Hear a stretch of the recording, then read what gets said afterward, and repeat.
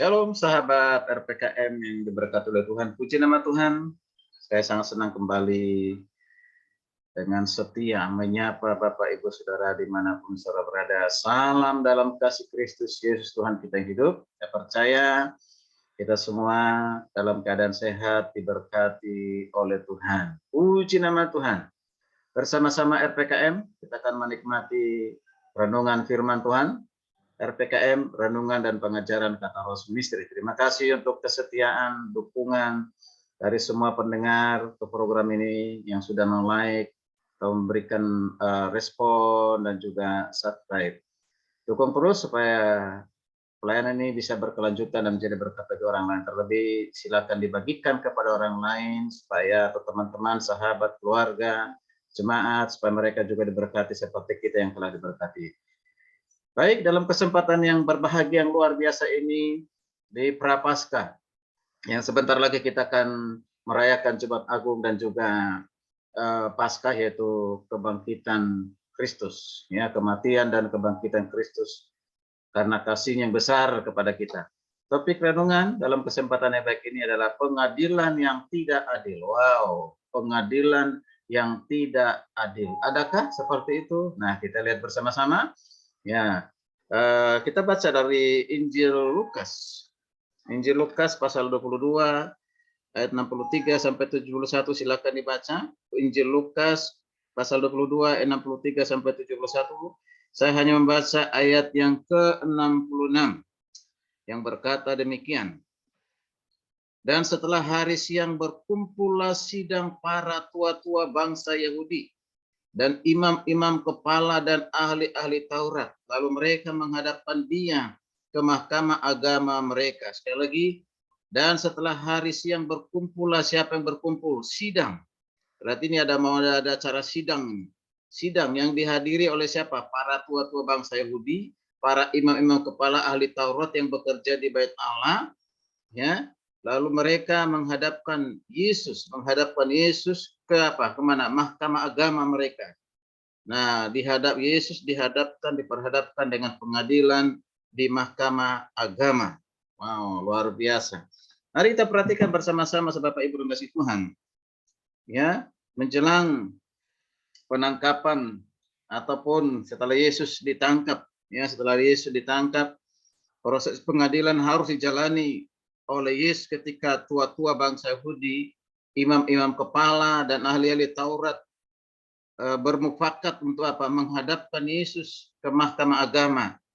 Jadi kalau mahkamah agama itu adalah suatu lembaga, ya, lembaga pengadilan atau yang dapat mengambil keputusan tertinggi yang terdiri dari 70 orang terkemuka, itu dipimpin oleh seorang imam besar, ya.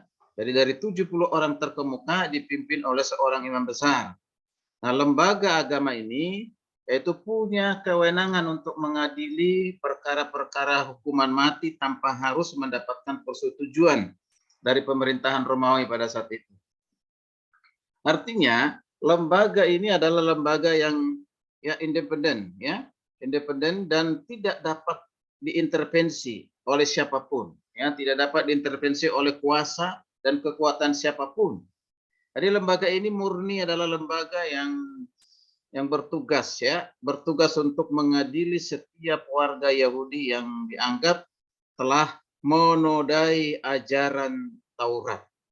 Nah, itu. Nah, oleh karena itu, keputusan para tua-tua Yahudi, imam-imam kepala, ahli-ahli Taurat untuk memperhadapkan Yesus pada pengadilan agama adalah karena aturan hukum agama itu sendiri.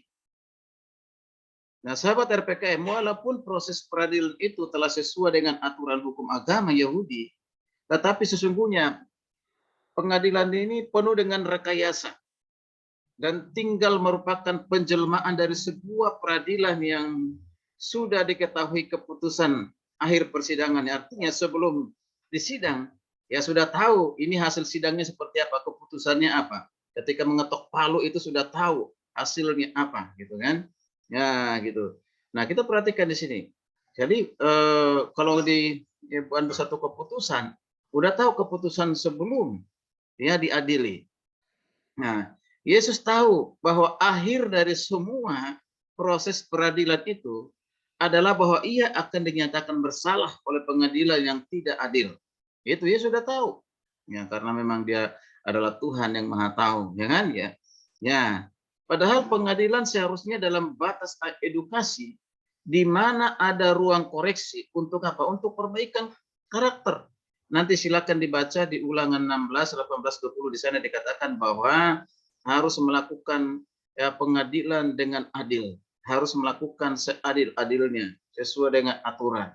Ya, nah, Bapak Ibu dan kasih Tuhan, sahabat RPKM yang diberkati Tuhan, dalam kehidupan kita itu tentu memiliki aturan, memiliki norma, kaidah hukum, dan berbagai hal yang lainnya berhubungan dengan realitas kehidupan, kesehatan yang dijalani antara sesama.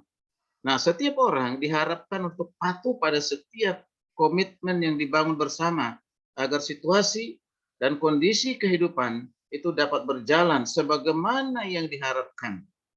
Nah, hal terpenting dalam menghadapi perselisihan adalah apa? Jauhkan diri dari sikap suka menyalahkan orang lain dengan membenarkan apa? Membenarkan diri sendiri. Sekali lagi ini penting, ya, jauhkan dari kita sikap suka menyalahkan orang lain dengan membenarkan diri sendiri. Sebab jika menghakimi itu bukan sikap orang Kristen. Sekali lagi, sikap menghakimi orang lain adalah bukan sikap orang Kristen. Menghakimi biasanya adalah cermin dari apa? Cermin dari seorang yang merasa dia unggul, merasa dia lebih benar, merasa dia lebih suci. Nah itu makanya seringkali orang mengotori orang lain, menyucikan diri, padahal dirinya juga kotor. Ya. Oleh karena itu, tentang penghakiman itu bukan tugas kita, bukan tanggung jawab kita. Matius 7 ayat 1 Yesus mengatakan demikian. Yesus berkata demikian. Ya, jangan kamu menghakimi supaya kamu tidak dihakimi. Jangan kamu menghakimi supaya kamu tidak dihakimi. Nah itu, Bapak Ibu kasih Tuhan. Tadi ini luar biasa. Pengadilan Mahkamah Agama yang seharusnya ditegakkan adalah kebenaran dan keadilan. Tapi karena kepentingan, karena dipengaruhi banyak orang pada saat itu mengambil keputusan yang tidak adil kepada Yesus. Tidak satu kata pun atau perbuatan pun kesalahan yang dilakukan oleh Yesus tetapi diperlakukan secara tidak adil. Tapi semuanya itu untuk mendatangkan kebaikan, ya. Ya, kebaikan yang pertama supaya kita jangan ya mengikuti cara-cara penghakiman ataupun cara-cara mengambil alih menghakimi orang lain atau berlaku tidak adil kepada orang lain. Kita jangan tiru Mahkamah Agama pada saat itu atau orang-orang Farisi, para imam yang mencari-cari kesalahan ini supaya bisa dihukum dan dituduh sebagai penoda agama ataupun Taurat. Sesungguhnya tidak demikian. Yesus datang adalah untuk menyempurnakan hukum Taurat dengan kehadirannya sebagai manusia yang adalah firman yang hidup. Dia memang sudah dibuatkan harus menderita. Dia harus menerima penderitaan sampai dia di kayu salib, mati di kayu salib dan akan bangkit di hari yang ketiga dan itu sudah terjadi yang sebentar kita akan rayakan. Ya, manusia bisa mereka-reka kejahatan kepada Yesus. Bahkan juga mungkin manusia, orang sekitar kita, mereka-reka kejahatan kepada kita. Tetapi ingatlah, Tuhan ada di pihak kita. Tuhan membela kita. Jika tidak ada lagi pengadilan sesungguhnya di tempat pengadilan, ada pengadilan terakhir yang terbaik, yaitu dari Yesus Kristus. Karena dia adalah hakim yang adil, yang mengadili semua yang mati, yang sudah dibangkitkan dan mereka yang hidup akan diadili suatu saat oleh Yesus. Yesuslah ya yang akan mengadili semua manusia di dunia ini. Jadi Bapak Ibu kasih Tuhan, di akhir renungan ini saya sampaikan ya, sekali lagi tegakkanlah keadilan, tegakkanlah kebenaran dan jangan suka menghakimi orang lain, biarkan itu tugas dan tanggung jawab dari Tuhan itu sendiri. Kita hanya menegur, ya, memotivasi. Baik, dari saudara kasih Tuhan, sekali lagi kita tidak luput dari kesalahan dan kita tidak luput dari dosa. Karena itu berhentilah menghakimi orang lain.